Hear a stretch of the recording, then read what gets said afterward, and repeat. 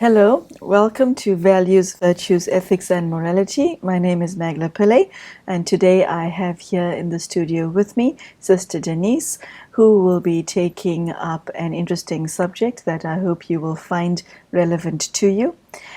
Sister Denise, very warm welcome to today's show. Thank you. The format of the show is called Socratic Dialogue, and by that I mean it's a process of putting questions to somebody in order to arrive at a truth that's universally understood. It comes from the name Socrates, which is quite in keeping with our Grecian background.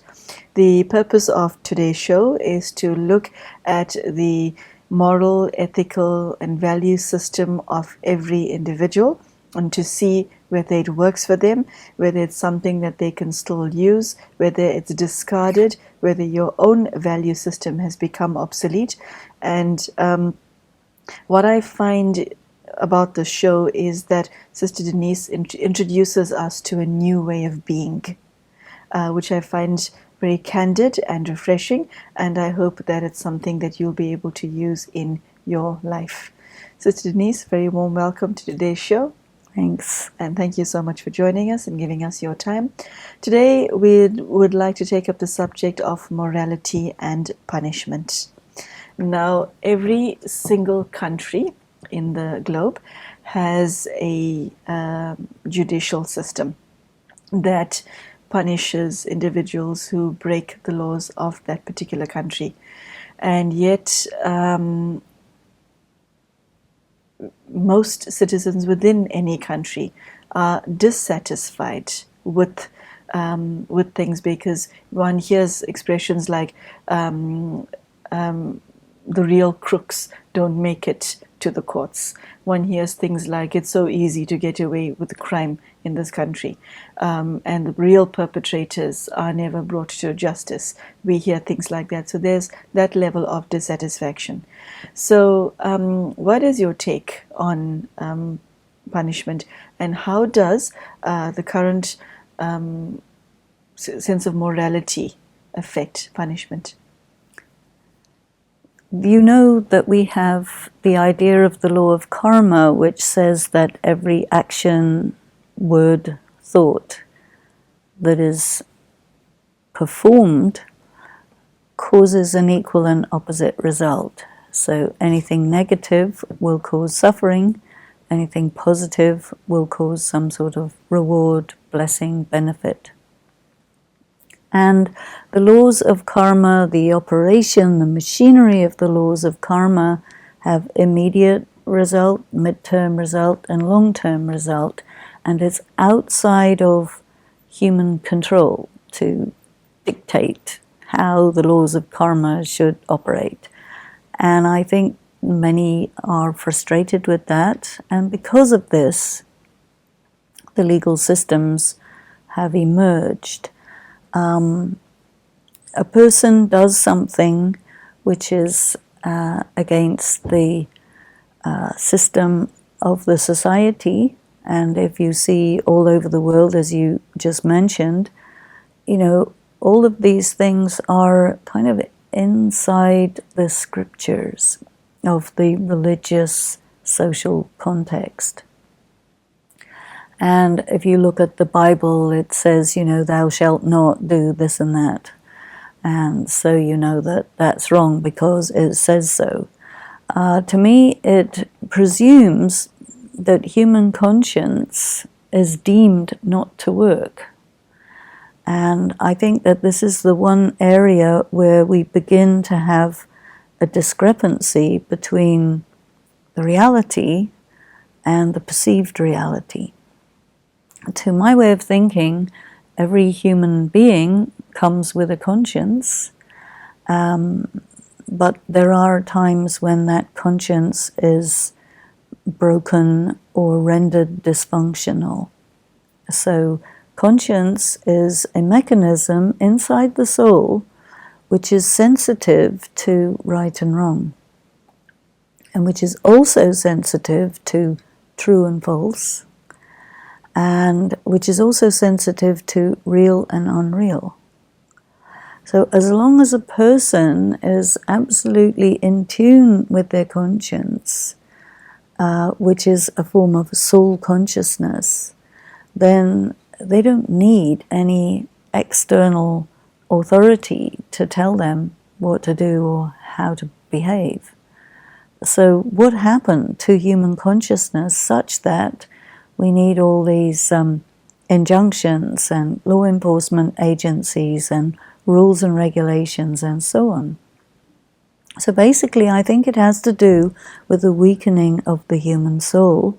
Secondly, this strange reality that I have found to be the case, which is that people invariably act against the voice of conscience. And whenever a person does that, the function of the conscience stops operating. So then a person starts to bring in new rationalization for their action. And there are a number of pieces of literature, films, dramas that examine this, which is, I think, quite interesting. But when a person is violated, sexually violated, beaten, in a way that their conscience tells them this is unacceptable, excessive reaction to whatever action I did.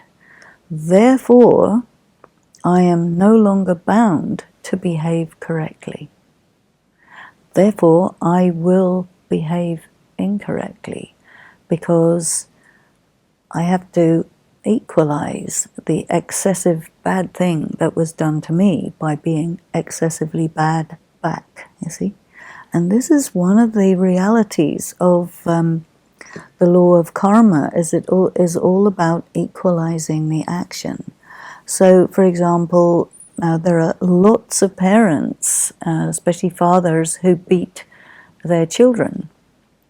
And any kind of physical beating of any child is, by definition, a bad karma, because a child cannot be held responsible for what they do until a certain age. And so anything that is done to a child before that certain age, 12, 13, something like that, is going to actually cause that child to be justified in doing actions that they would not normally do because of the voice of conscience, you see. So this is where it all begins, child abuse. And our conventional moral system actually encourages and condones child abuse to a large extent because of the traditions of correcting children through the use of violence based on the presumption, which is incorrect, that a child doesn't have a conscience and that the adults have to provide that child with the conscience, you see. Now, who came up with that idea, I really don't know, but everybody bought into it, and so it continued. Then there are people who get born with very heavy past karmic accounts. Two individuals with whom they have very heavy karmic accounts, and so this then is played out in very abusive behaviors. And because you do not know that there was something in the previous birth in all of these people which created the situations that provoke them to pay for their negative karma, but instead of saying, okay, I'm paying for negative karma, they say, no, this is bad, I will equalize. And so everything becomes very, very escalated, and then they die eventually, and they're still bound by this karmic bondage of an unfulfilled debt that they have to each other. So it becomes very, very complicated. And there are huge numbers of people who are bound in what we call karmic debt. Vast numbers of people, the overwhelming majority of people. Very, very few people have, over the course of many incarnations, performed pure karma such that they are free.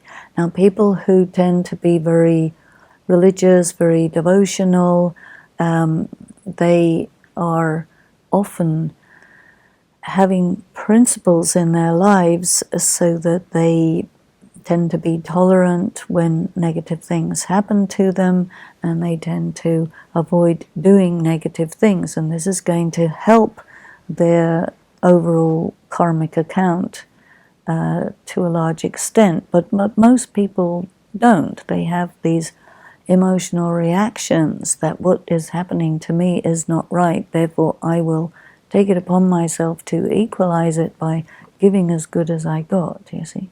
So this is a really difficult problem to sort out. How and why is it that somebody who is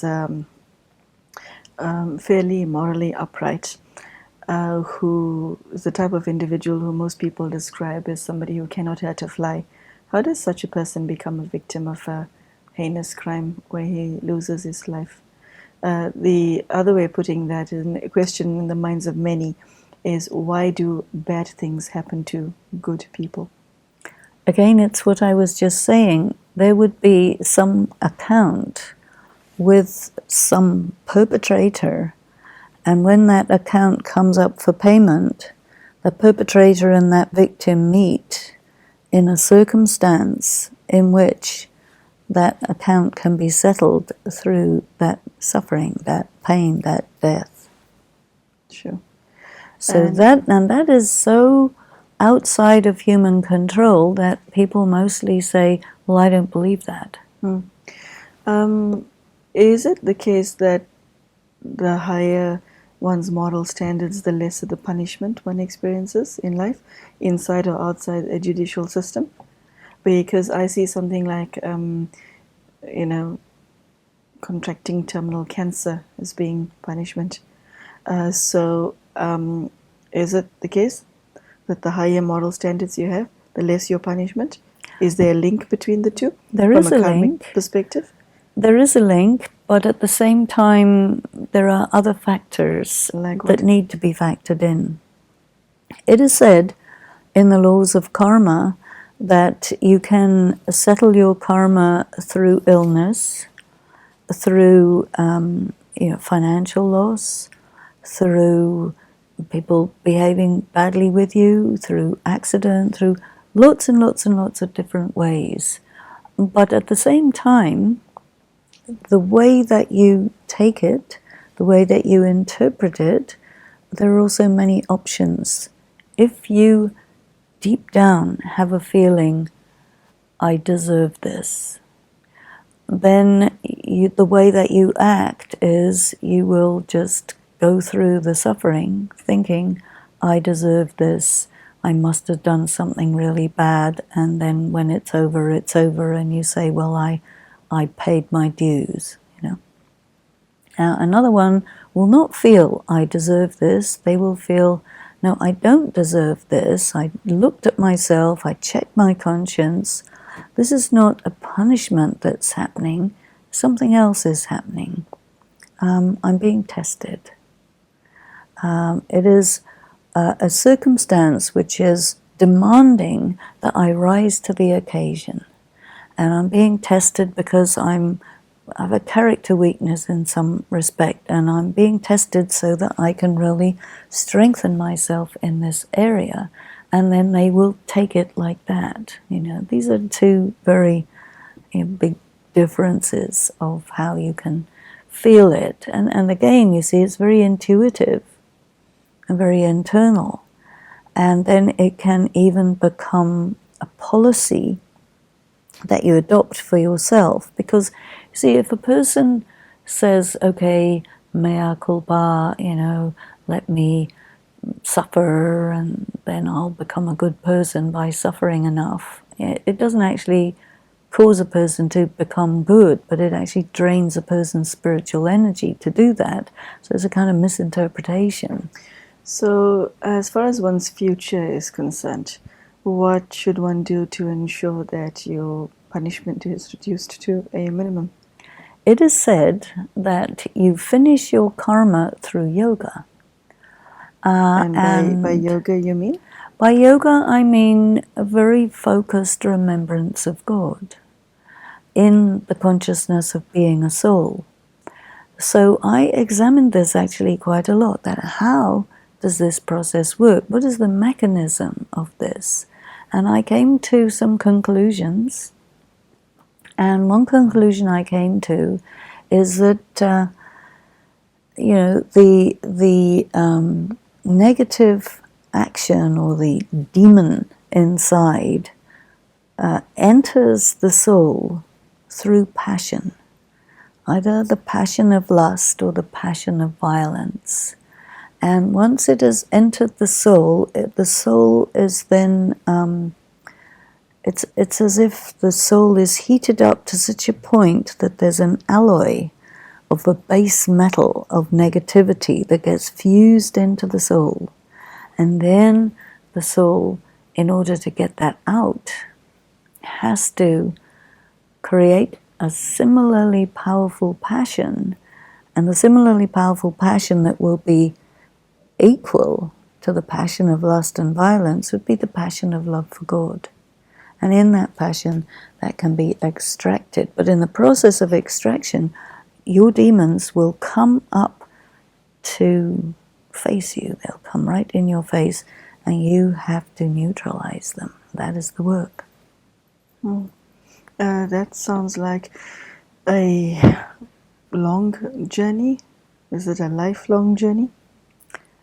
When a person decides, I want to develop myself spiritually, I think that is a lifelong process. And in the process, you reach different stages and deal with things. Sister Denise, the morality, even the subject of morality, people think, oh God, morality, seriously? It's become boring, it's become something, oh, let's wake up today and see how many rules we can break. Okay, that's what the world has become. What is the reward of being moral? What does one actually get out of it? Because we live in a world where nobody appreciates or even wants or likes a goody nowadays. We like a normal person who lives on the edge and etc. Okay, we don't want somebody who's always right, who never puts a foot wrong. Such a person we'd find irritating. So my point is what is the reward for being moral? I think for being moral, the reward is you look good. Okay. But to me, that's not worth it, because it doesn't mean that you are good. You see, moral means... there's a difference between looking good and actually being good. Yes. And the life that you live is for being good. Well, it seems more interesting to me. It does seem more interesting, because eventually, I assume the facade will break. It'll crumble. It'll crumble. And so the being is, you're a person of substance. Mm. Okay, so what do you get out of being good? You get strong. You get strong and you get free, which is very worth having, being. You get strong and you get free. I see. Okay. And 40 years of, would you say you lead a model life? Not at all. What type of life would you lead? Would you say you lead? I think that I'm true to myself. Okay. True to yourself. See, if you look at the etymology of moral, moral comes from the Latin word mores, which is the decision of the ruling group in any community about what is right and what's wrong, you see. So I do not follow such ideas coming from people because I find people in this day and age to be very or slightly or somewhat corrupt. Okay. And so whatever a person who is a bit corrupt decides about what's right and wrong is of no interest to me, you see. So what I try to do is go to the purest part of myself and to refer myself to God in my inner communication with God or contemplation on that being, which is not a human being. And then I try to operate according to that vibration, that harmony. And whatever people think is right or wrong, that's fine for them, but it's not fine for me. So just coming back to what you just said. You are not, you won't describe yourself as a moral person, but you're accumulating in yourself, within your soul, what exactly? Positive karma, Positive karma. Would you call clarity. yourself a virtuous person? I'm trying to be virtuous, which I think is far more satisfying, far more real, far more rich than being moral. Okay, may I ask you, how would you define somebody who's spiritually enlightened? I assume that you'll give yourself that title. Well, I don't know. But I think someone who's spiritually enlightened is somebody who has access to the ideas that are in the mind of God and who studies them. Okay. And then who tries to act on them. So somebody who's a spiritual person is not necessarily a moral person and vice versa, but Right. Somebody who is spiritually aware is somebody who spends as much time with God as possible. And what happens then?